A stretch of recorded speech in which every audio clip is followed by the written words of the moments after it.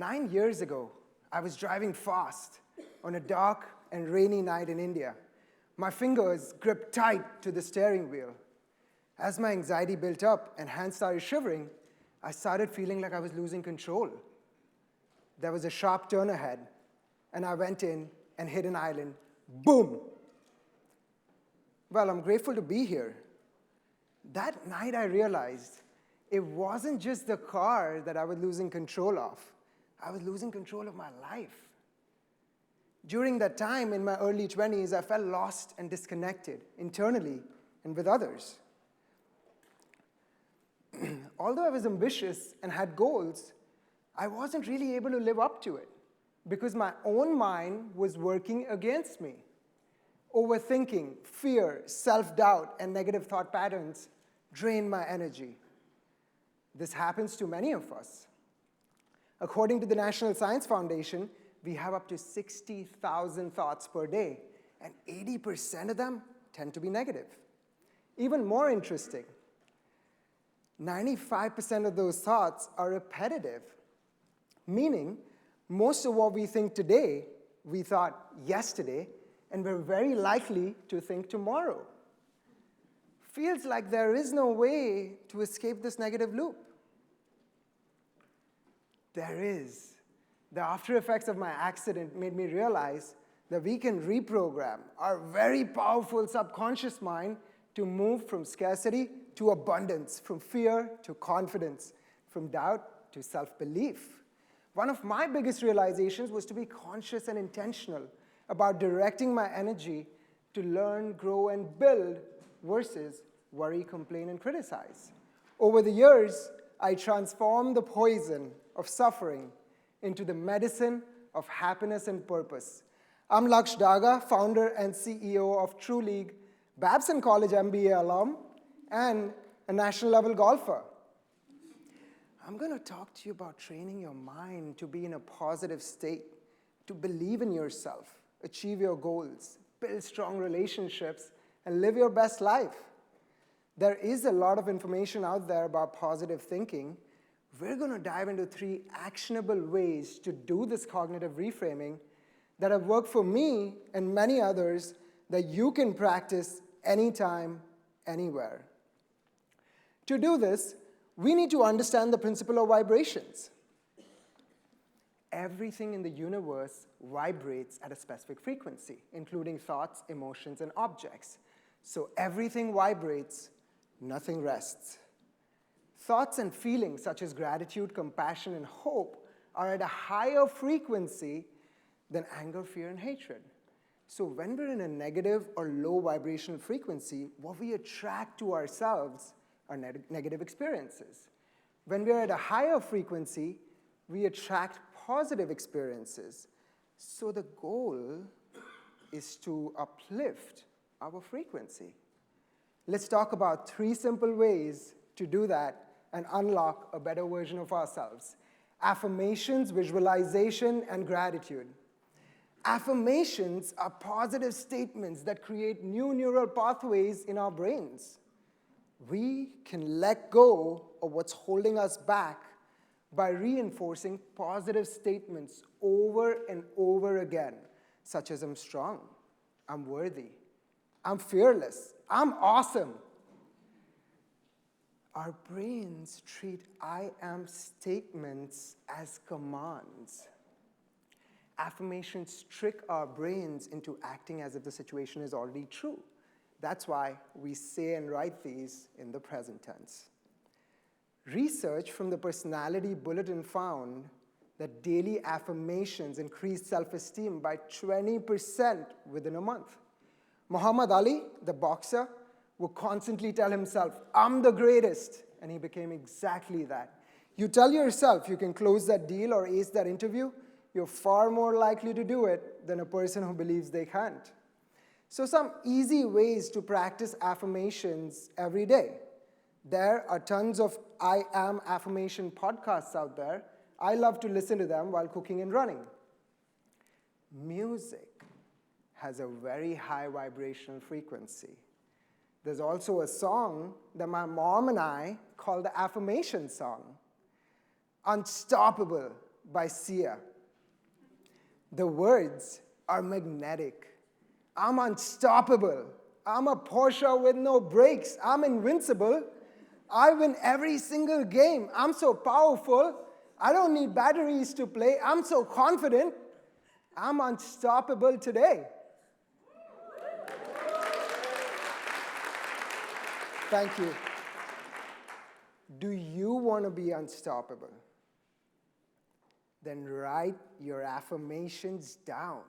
When you put it on paper, you start to think, feel, and truly believe it. And that's the key, believing.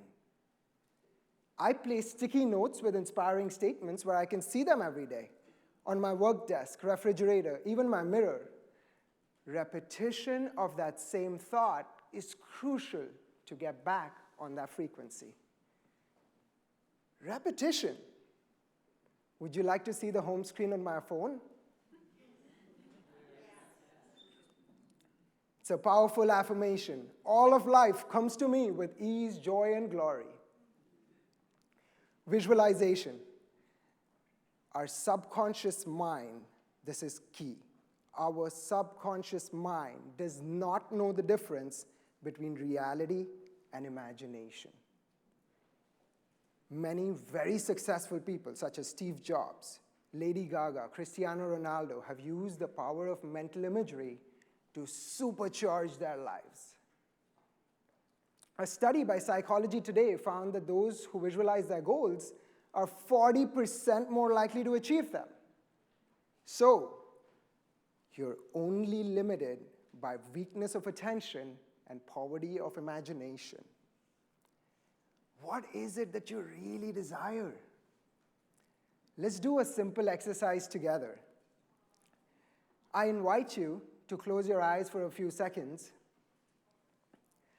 Hold a firm picture in your mind of one thing that you really desire, and now start to see yourself already in possession of it.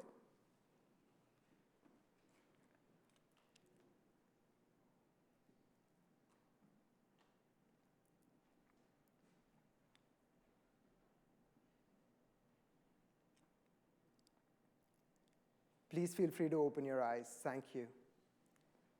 Practice this a few times every day to be in absolute harmony with the frequency you just experienced. I often visualize a deep, loving, and supportive relationship with my family and friends. I picture the laughter, the inside jokes, the vacations together, great ones where nobody's using their cell phones. An easy way to practice is the vision board, also used by Oprah Winfrey. A vision board is a collection of images resembling your dream life. Place it somewhere visible so it's a constant reminder. My vision board from last year had me giving a TED Talk.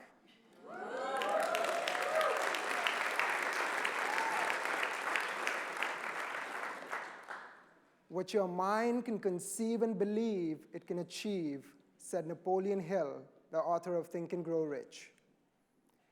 The more often you see it and the longer it stays in your view, the stronger the force as you perform those exact same or similar tasks in the real world.